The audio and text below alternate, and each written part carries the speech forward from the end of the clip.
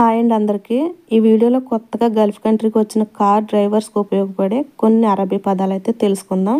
First వచ్చేసి కార్లో petrol ఉందా, దీన్ని అరబీలో ఫీ బెంజిన్ అల్ సయ్యారా, ఫీ బెంజిన్ అల్ సయ్యారా. దీన్ని మరో విధంగా ఫీ బెంజిన్ దాఖల్ సయ్యారా ఇలా కూడా చెప్పొచ్చు, రెండు విధాలుగా చెప్పొచ్చు అనమాట. ఫీ బెంజిన్ అంటే పెట్రోల్ ఉందా అని, పెట్రోల్ని బెంజిన్ అంటారు, సయ్యారా అంటే కార్ అని. ఫీ బెంజిన్ అల్ సయ్యారా అంటే కార్లో పెట్రోల్ ఉందా అని అర్థం. అలానే కార్లో పెట్రోల్ లేదు, దీన్ని అరబీలో మాఫీ బెంజిన్ అల్ సయ్యారా, మాఫీ బెంజిన్ అల్ సయ్యారా. దీన్ని మరో విధంగా మాఫీ బెంజిన్ దాఖల్ సయ్యారా. ఇలా రెండు విధాలుగా, ఇది కూడా రెండు విధాలుగా చెప్పొచ్చు. మాఫీ బెంజిన్ అల్ సయ్యారా, మాఫీ బెంజిన్ దాఖల్ సయ్యారా ఇలా అన్నమాట. అంటే పెట్రోల్ లేదు కార్లో అనేసి అర్థం.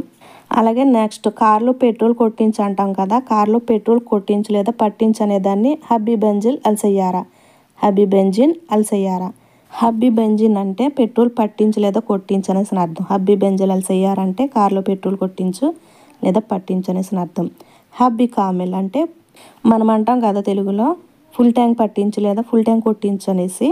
ఫుల్ ట్యాంక్ అంటే హబ్బీ కామెల్, కామెల్ అనేదాన్ని ఫుల్ ట్యాంక్ అంటారు. అదే హబ్బీ అంటే పట్టడం, హబ్బీ కామెల్ అంటే ఫుల్ ట్యాంక్ పట్టించు అనేసి అర్థం.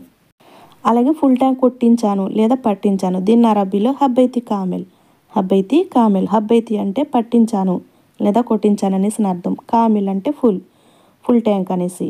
ఫుల్ ట్యాంక్ పట్టించాను, హబ్బైతి కామెల్. ఓకే అండి, వీడియో అర్థమైంది అనుకుంటున్నాను.